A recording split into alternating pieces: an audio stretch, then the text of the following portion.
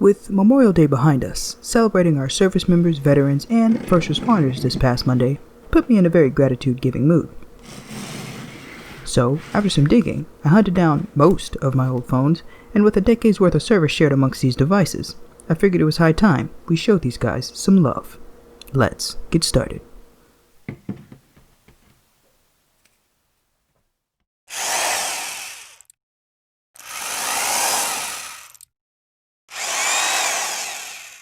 So what was the first phone that I ever owned? Well, I bought my phone in 2012 when devices like the Samsung Galaxy S3, iPhone 5, LG Nexus 4, and HTC One X Plus were coming out.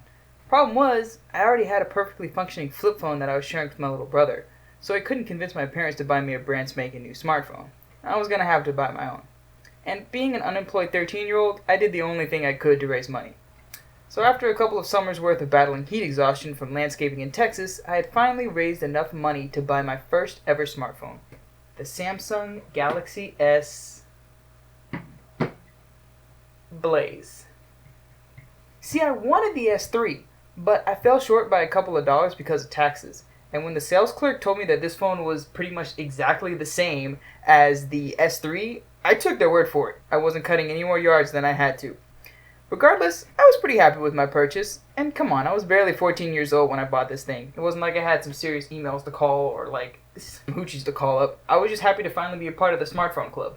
Now, even though I use this thing mainly for gaming and, research, after about a year's worth of use, this thing started living up to its Blaze namesake. The processor would run like so hot from basic tasks that I wouldn't want to hold it. It got so bad to the point that I'd have to leave it in the freezer overnight just so that I could use it the next day.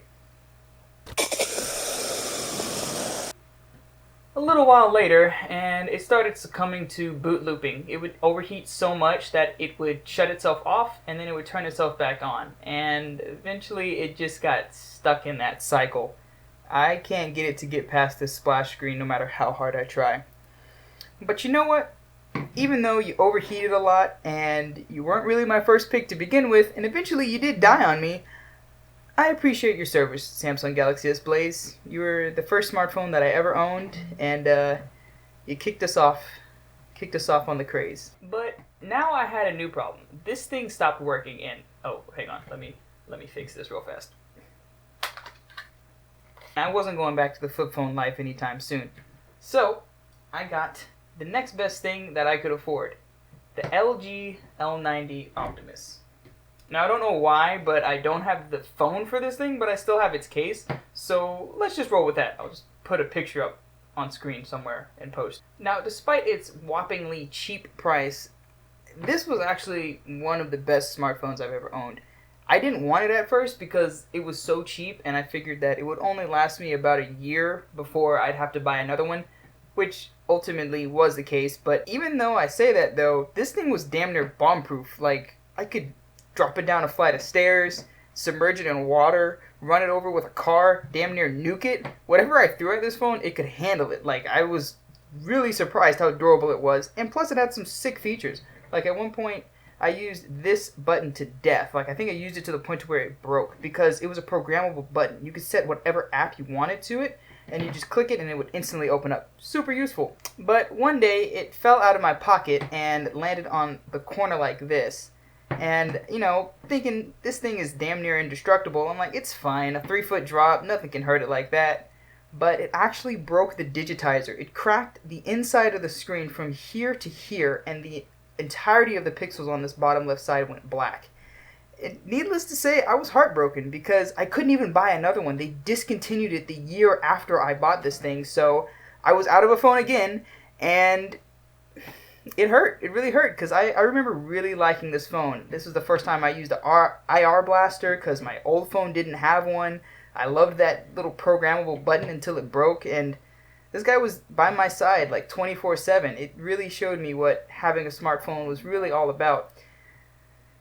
And then it bit the dust. So wherever you are, LG L90, just know that you're loved and sorely missed. Rest in peace, pal. Rest in peace. Now, lucky for me, when this phone died, I was 17 and I actually had a pretty good decent amount of money. So because the LG L90 treated me so well, I'm like, I gotta get an LG, but I want a flagship this time. I got the money. It's time for a big boy purchase. So I went out of my way and I bought the LG G4. And, you know, I've had this phone for 5 years. It died on me a couple weeks ago, but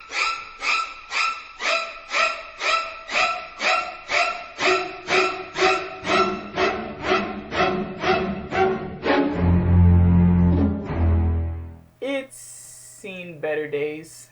Now, you know, I know this looks bad, but it didn't always used to be this way. I mean, I bought it the month after it was released. I was geeking out about this phone. I spent about $60 on an OtterBox case to protect my investment.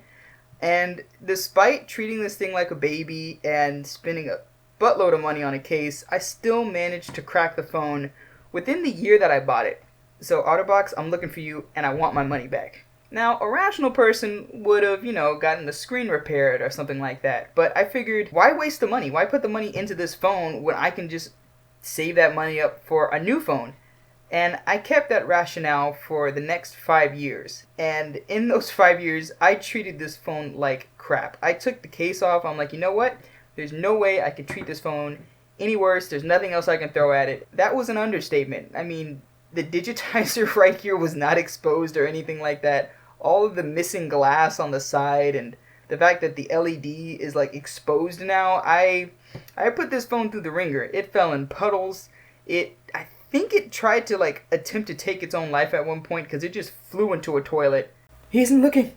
Quick, if I can just push myself over, I can finally be at rest. No, that was not a dramatization. That's pretty much what happened. And you know, despite all that, despite the way I beat the crap out of this phone, it kept on running. Like, it really went above and beyond the Call of Duty. And it actually only just recently died because I think I tapped the digitizer too hard or something, but there's this giant black bar on the side. It doesn't react to my swipes anymore, so I think we can safely put this thing to rest in its box. Maybe one day, you know, I'll repair it or something like that. Maybe that could be another video. But for now, we're gonna let him sleep. I think he's earned it. Now, there were two good things that happened when that phone died. One, I no longer needed to hand out liability waivers for people to like put their phone number in my phone. I hereby relinquish the right to sue the owner of this phone if I suffer major injury, death, emotional trauma, and etc. from the use of this phone. I also agree that I am up to date on all of my shots, including tetanus, and that the use of this device may cause radioactive and physiological damage. I am operating this device at my own risk. And two, it gave me an excuse to buy a new phone, which was the Pixel 3a, this guy right here. Now, I'm not going to go too in-depth, or actually I'm not even going to talk about this phone at all in this video. I made a bunch of changes. I actually de-Googled this phone, despite it being a Google Pixel, and I want to save all those, you know, talking points and stuff like that for an entirely separate video because I think it's so much that happened that it's too much for the scope of this video. So if you are interested in checking that out, I would say definitely consider subscribing right here and keep your eyes out for that video. Other than that, that's all I've got for you guys.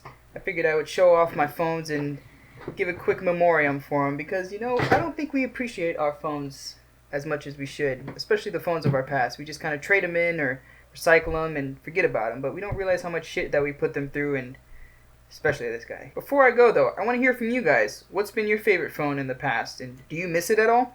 Let me know down in the comments. Thanks a ton for watching, and I'll see you around. Yeah, there's no way I could have did this entire video impersonating Jerry Riggs everything.